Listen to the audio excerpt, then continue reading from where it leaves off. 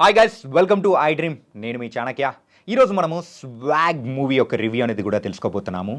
ఆడవారంటే ఆడవారు అని ఇలాంటి ఒక డిఫరెంట్ వేరియేషన్స్తో కూడా ట్రైలర్ అండ్ టీజర్లో మనందరినీ మెస్మరైజ్ చేసిన శ్రీ విష్ణు గారి నట విశ్వరూపం అనేది ఈ మూవీలో చూపించాడు. ఒక 5 డిఫరెంట్ క్యారెక్టర్స్లో శ్రీ విష్ణు గారి నిజంగా తెలుగు ఇండస్ట్రీ ఒక కమల్ హాసన్ అని అనిపించుకునేలా చేశారేమో అని కూడా అనిపిస్తూ ఉంటుంది. మూవీ స్టోరీ విషయానికి వస్తే మాత్రం వంశాల చుట్టూ తిరిగే ఒక స్టోరీ, మెయిన్గా జెండర్ ఈక్వాలిటీ అనే ఒక సెన్సిబుల్ పాయింట్ని కూడా హసిత్ గోలీ తీసుకొని చాలా చక్కగా డీల్ చేశారు.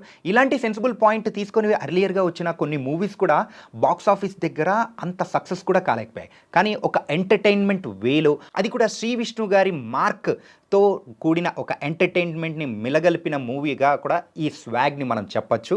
ఎవరైనా కానీ ఈ మూవీ యొక్క స్టోరీ ఏంటి అని చెప్పడం మాత్రం కొంచెం కష్టంగానే ఉంటుంది. అది కూడా థియేటర్లో చూస్తేనే మనకు అర్థమవుతూ ఉంటుంది. ఎవరైనా కానీ బయటకు చూసొచ్చిన ఫ్రెండ్స్ని మీరు అడిగారనుకోండి, ఏంట్రా ఈ మూవీ స్టోరీ అన్నారంటే చెప్పడం కొంచెం కష్టంగానే ఉంటుంది. ఎందుకంటే అలాంటి స్టోరీ అనమాట. కాకపోతే మన అందరినీ ఆలోచింపజేసేలా ఒక మెసేజ్ అనేది కూడా హసిత్ గోలీ ఈ మూవీ ద్వారా కూడా ఇచ్చారు. అండ్ ఈ మూవీ యొక్క పాజిటివ్స్ విషయానికి వస్తే మాత్రం బయటికి వచ్చేటప్పటికి మనందరి మైండ్లో గుర్తొచ్చే క్యారెక్టర్ ఎవరైనా ఉన్నారు అంటే ఒక్కటే, శ్రీ విష్ణు.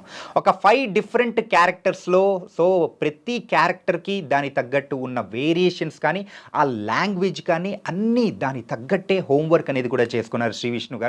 అండ్ కేవలం 5 క్యారెక్టర్సే అని అనుకుంటాము. కాకపోతే గెటప్స్ విషయానికి వచ్చేటప్పటికి మాత్రం సుమారు ఒక 9 or 8 గెటప్స్ అనేది కూడా డిఫరెంట్ గెటప్స్లో దానికి తగ్గట్టు ఓల్డ్ మ్యాన్గా కానీ సో ఇలాంటి వాళ్ళు ఎలా ఉంటారు అనే వాటిని కూడా పర్ఫెక్ట్గా తన స్టైల్లో కూడా బ్లెండ్ చేసి మనందరినీ ఎంటర్టైన్ చేశారు Shri Vishnu. And next positive విషయానికి వస్తే మీరా జాస్మిన్ గారు. ఈ మూవీ యొక్క మరొక పాజిటివ్ విషయానికి వస్తే మీరా జాస్మిన్ గారు ఈ మూవీ స్టోరీనికి మనము జెల్ అవ్వాలి అని అంటే మెయిన్గా మీరా జాస్మిన్ గారి క్యారెక్టర్ అండ్ తన ఒక సెంటిమెంటల్ ఎమోషనల్ మనల్ని బాగా కనెక్ట్ అయ్యేలా చేస్తూ ఉంటుంది.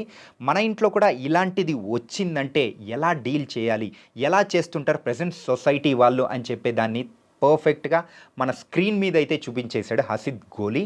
అండ్ దక్ష అయితే తన క్యారెక్టర్లో తనైతే చాలా చక్కగా చేసింది. అండ్ ఇంకొక క్యారెక్టర్ గురించి మనం ప్రత్యేకంగా మాట్లాడుకోవాలి.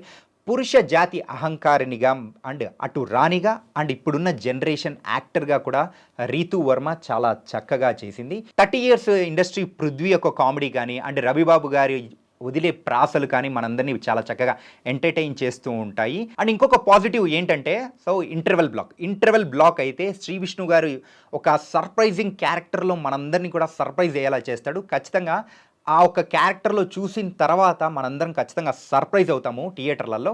అండ్ ఈ మూవీ నెగిటివ్స్ విషయానికి వస్తే మాత్రం నాన్ లీనియర్ స్క్రీన్ ప్లే ఏదైతే ఫస్ట్ హాఫ్లో ఉందో అది కొంచెం మనల్ని ఒక ఫాస్ట్ స్క్రీన్ ప్లే దానికి అంటే కొంచెం మనల్ని ఇబ్బంది పెట్టేలా కొన్ని అనిపిస్తాయి. కానీ ఆ తర్వాత సెకండ్ హాఫ్ వచ్చేటప్పటికి కంప్లీట్గా ఎంటర్టైన్మెంట్తో కూడుకున్న ఒక ఎమోషనల్ రోలర్ కోస్టర్కి మనం ఎక్కేస్తూ ఉంటుంది.